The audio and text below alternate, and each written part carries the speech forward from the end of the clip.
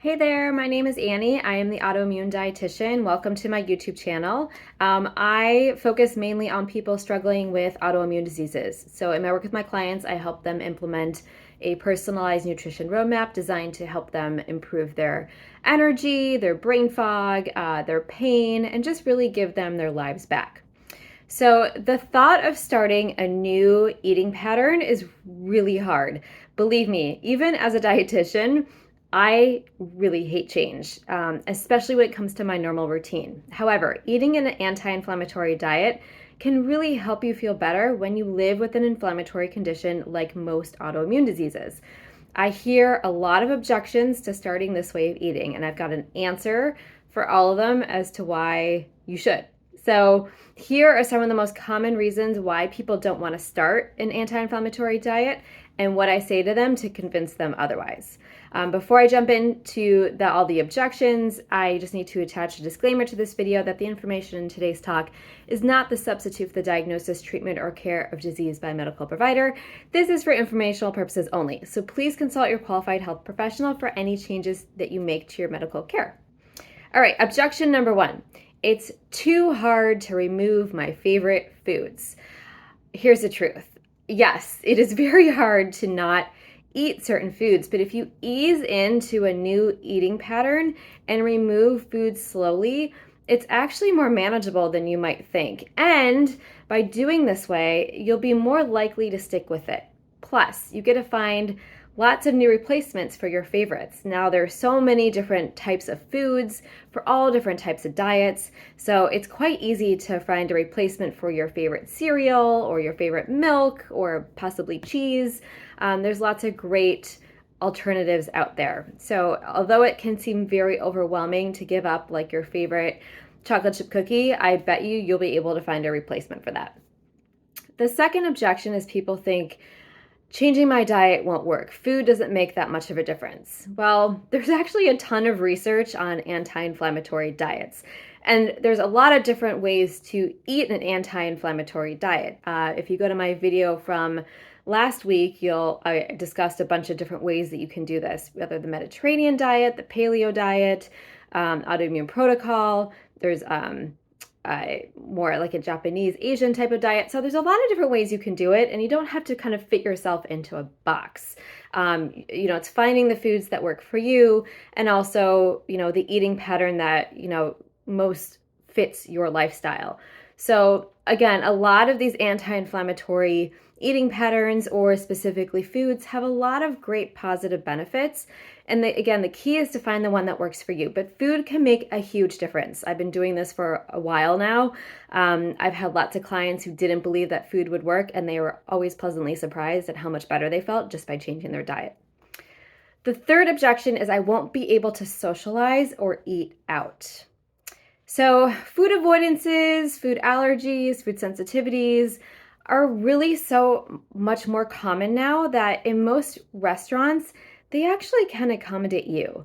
I'm proof of that because I've been avoiding certain foods for almost 20 years, and I still eat out and I still get to enjoy food and socialize.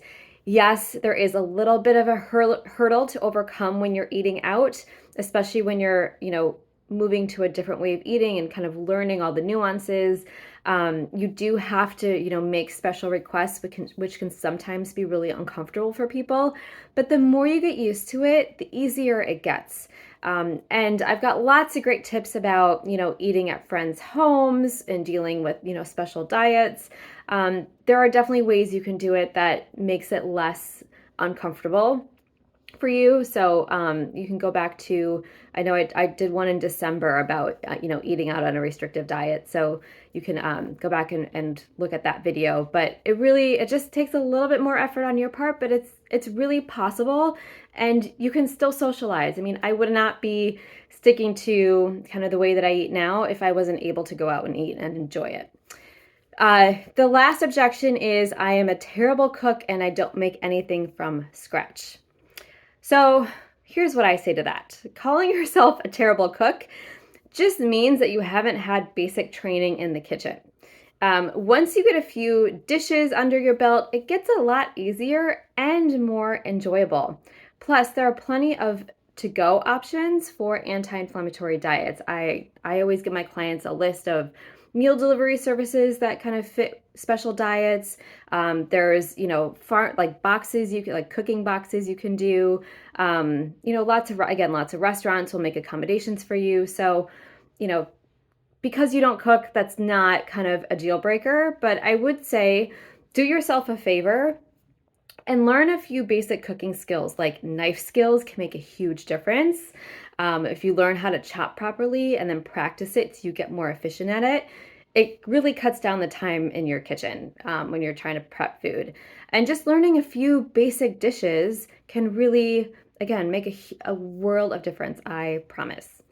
So those are kind of the common objections I get when people are kind of debating whether or not they want to, either work with me or start a new eating pattern. And as you can see, food can make a huge difference in the way that you feel.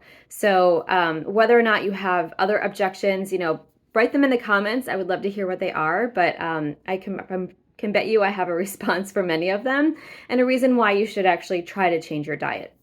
So if you would like more help managing your autoimmune disease, or any sort of inflammatory issue that you have, I would love to chat with you. I offer free 15-minute discovery calls to learn about your goals. So please go to my website or the link in the YouTube profile to book a free call.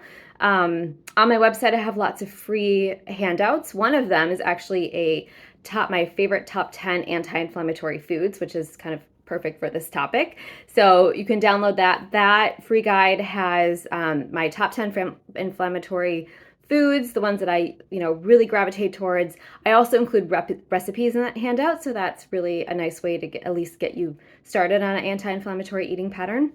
And then lastly, while either at your website, on my website, or I believe it's also in my YouTube profile, I have a link to my newsletter sign up. So my newsletter comes to your inbox every Thursday morning. It's got lots of great tips about managing autoimmune disease and inflammation with food and lifestyle. So check it out. Hopefully it's helpful. And if it's not, you can always unsubscribe. It will not hurt my feelings. So if you enjoyed this video today, please click the little follow button or subscribe button. These come out about every week. I'm always giving you lots of great tips to follow an anti-inflammatory diet and lifestyle, and just ways to make yourself feel better when you live with a chronic disease like autoimmune disease. So thanks so much for joining me. I'm the Autoimmune Dietitian. You can also follow me on Instagram and Facebook, and I will see you next time.